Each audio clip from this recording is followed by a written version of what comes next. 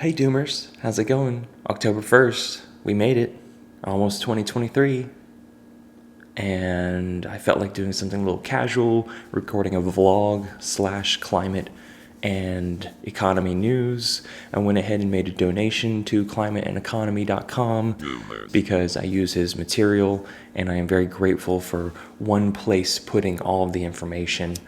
How am I? I'm good. I'm healthy. I'm keeping up my exercise regimen. I went to Chipotle yesterday, though, and got double steak on my burrito. I haven't been there in over 2 years. Yes, steak, old meat, destroying the world. Love meat. And it was like over $15. That was kind of a surprise. I mean, how do they expect people to keep paying these insane prices when wages haven't gone up? Everybody's fighting for every dollar they can get. Unless you're Generation X or a boomer, you're pretty well offset unless you had some major life difficulty come up. Also went to the gun range yesterday and practiced shooting some more 9. I'll put a clip up here.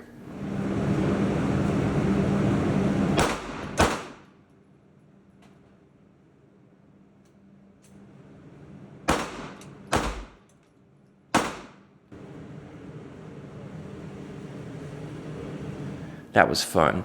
But if only I created a YouTube channel and I was a grandma by the name of Shirley Curly. Grandkids. Let's go take She built her new PC for Elder Scrolls and to start streaming and has 462,000 views. Meanwhile, I talk about the most important fucking issue ever to occur on this planet to humans, and I barely get 200 views. Thanks, YouTube. Thanks for your monetization. So I want to do a little switch up, go back and forth from Google to climate economy like I normally do.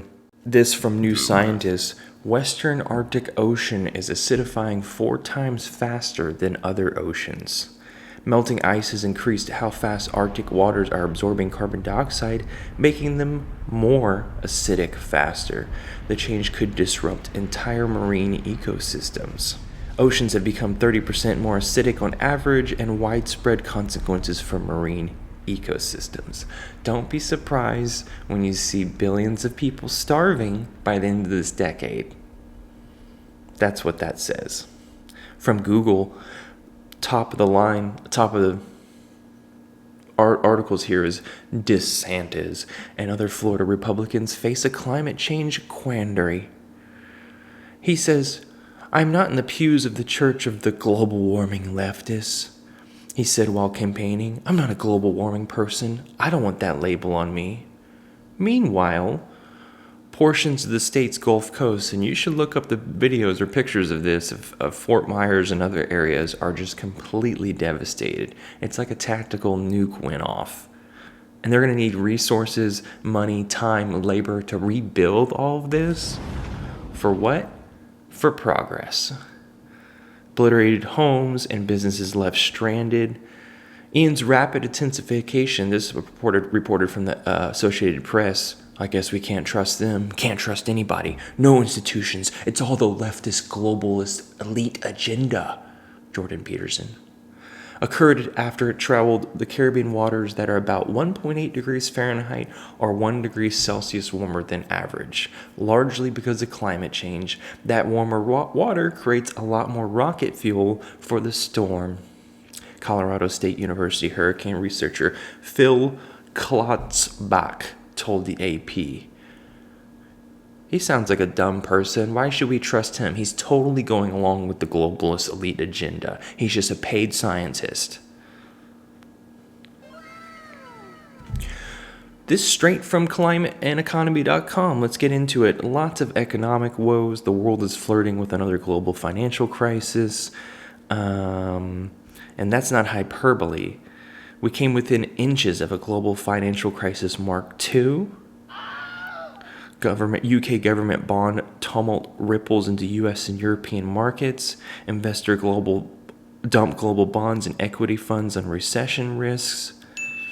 Credit markets are starting to buckle under pressure from soaring yield and a fund overflows, leaving strategists fearing a rupture as the economy slows.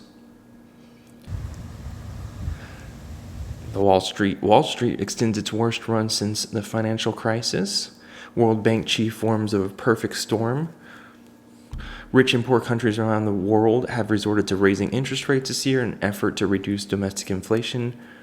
But, he cautioned, this approach was significantly raising the risk of a global recession and urged nations to think of different strategies. Unbelievable decline in shipping rates. Slow down, and then strikes, because you can't have economic turmoil without public unrest. They go hand in hand. You fuck with the people, and they fuck with you, as in the case of the French Revolution, where thousands, millions of people died, and that's going on today. But firewood, never seen anything like it. Firewood dealers refused orders as fears were running out fuel shortages in Ireland. Spiraling fears of winter fuel shortages among families and pensioners.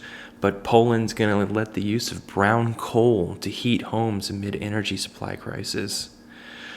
Slovakia could stop power exports if it doesn't get more EU help.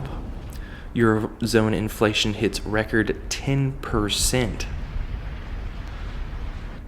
The Eurozone is not so hot right now.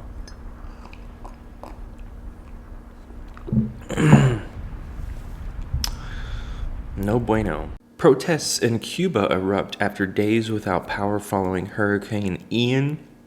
On Friday morning, the Energy and Mines Ministry said that 60% of the capital, Havana, and 80% of Mayabeque province, probably saying that wrong, had power restored. But most of the country, about 11 million people, have no power.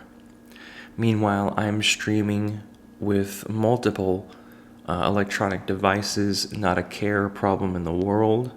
I am so fortunate. Don't take that for a second when you watch my content that I am some cocky, ungrateful bastard.